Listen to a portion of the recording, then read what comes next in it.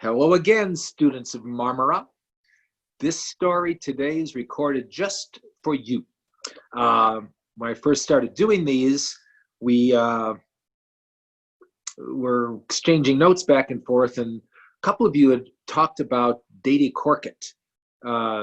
Dede. I tried to find a correct pronunciation, but it seems that they're both correct or they're both wrong. I listened to recordings from different countries of the pronunciation. They're all a little bit different. We'll see what I use today.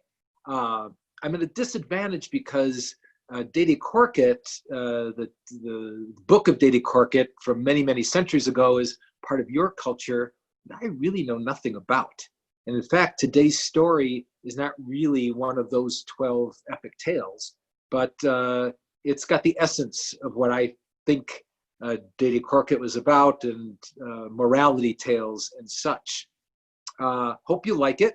Again, I always look for comments, and I might have a question for you at the end to think about and to share with each other and with Ms. Becca.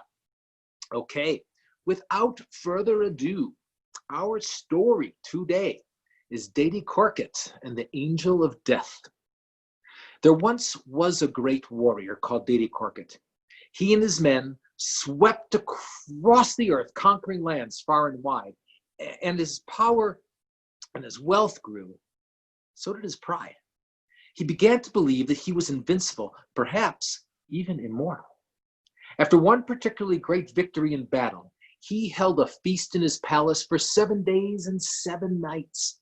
On the 7th night, he called for the music and dancing to cease. And he made the following speech. Men, we have conquered all before us. There is no force on earth that can hold us back. We are the greatest army that has ever lived and fought. I challenge all creation to stand and fight us. And still, we shall prevail so long as I, Dede Korkut, am your leader. Now, when the leader had finished speaking, there was cheering and uproar throughout the palace, and the celebrations continued among great merriment and rejoicing.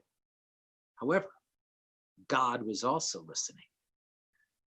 Proud speech, Dede Korkut, he was displeased, and his arrogance and boasting bothered God so much that he ordered Ezrael, the angel of death, to visit Dede Korkut and take his soul. Ezrael flew into the palace and stood on the table in front of where Korkut was feasting. The leader looked up at the intruder and said, "Dark warrior, who are you to stand before me so insolently?" Ezrael replied, "I am not one to answer questions from the likes of you, for I am here to punish your arrogance and boasting." Dede Korkut was far from used to hearing such defiance and rude words directed at him. No, he was filled with rage and jumped up to the table, meaning to cut off the head of the dark stranger. But before he could do so, Ezrael changed into the form of a giant bird and flew out the window. Dede Korkut rushed to the stables. He ordered that his horse be saddled immediately. Soon he was charging out of the palace in pursuit of the angel. First, he saw him in the moonlight, standing on the highest tower of the castle. The palace where he was. He saw him take off with a wingspan far greater than any bird he had ever seen before. He charged after him, firing arrows and hurling javelins into the sky, but none came near this dark bird. He pursued him out of the city and into the forest. Deeper and deeper into the forest he went, following the terrible screeches and cries of the bird, when suddenly the angel appeared before him. "Ha! At last you're mine," said Dede Korkut, meaning to run him through with his lance.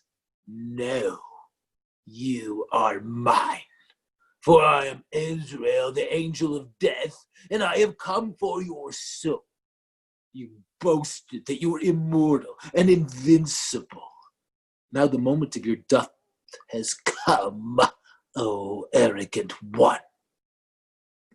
At these words, Dede Korkut threw himself on the ground before the angel and said,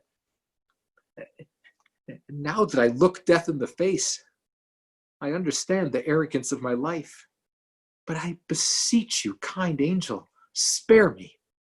Give back to me the remaining years of my youth and strength, and I swear that through my words and my deeds, I will prove that I have learned my lesson. To which the angel replied, I do not decide such things. I am but a messenger from the Almighty. Dede Korkut cried out, well, then get out of my way and stop wasting my time. He got down on his knees and he prayed to God, forgive me by boasting, O Lord. Give me another chance. Lord of all creation, give me another chance. God heard his words and was pleased. And he ordered the angel to spare Dede Korkut his life on one condition, that he could find another who was ready of their own free will, ready to give up their own life for that of Dede Korkut's. Korkut rode back to the palace, a changed man. He felt sure that all he had to do was to ask his father to take his place in death, for he was an old man and had never refused his son anything. But when he came before his father and gave him his request, his father replied, my son, I have struggled all my life so that I can enjoy my old age.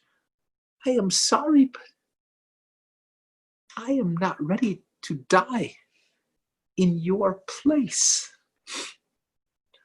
Dede Korkut was surprised and disappointed, but he thought that surely his mother would not refuse him anything.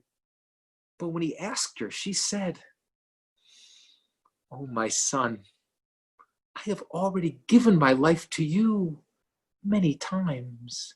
When I gave birth to you, when I fed you with my own milk, when I took care of you. Now the rest of my life belongs at your father's side as company for his old age. The young warrior was left disappointed and distraught. He returned to his home and prepared to die. When his wife saw him, she asked what troubled him, and he said, beloved, the angel of death is about to take my life unless I can find someone willing to die in my place. Yet it seems that even my own parents, who in the past had never refused me anything, are not willing to do this for me. So I have no escape. I must bid you farewell, for I'm about to die. When she heard these words, his wife replied, look no further. Why did you not ask me? I love you so much. I will gladly give you what even your own mother and father had refused to. Take my life so that yours can be spared. When Dede heard these words of true and unblanching love, tears came to his eyes. He fell on his knees and prayed to God again, saying, oh, great Lord, please forgive me, take my life and spare that of my wife, for she has faced death more calmly and bravely than I ever could. God was again pleased to hear those words, and he decided to spare both Dede Korkut and his wife, and they lived a long and blessed life, and there was peace and prosperity throughout the land. That is the end of the story of Dede Korkut and the angel of death. So, hope you liked it. It has got some connections to your culture, but the overall message in the story, of course, is universal. I guess my question that I have, that, I always ask a question that I don't have a definitive answer for. Those are the only ones that I feel are worth asking. Did Dede Korkut really change? Did everything he did after his life was going to be spared, or when he learned that his life was going to be taken? Was he a changed man? Was everything else altruistic? Or was there still a good part of self-serving in what he was doing? Anyway, I will leave you with that. Thank you again for listening, and I look forward to hearing your thoughts. You guys have great Take care.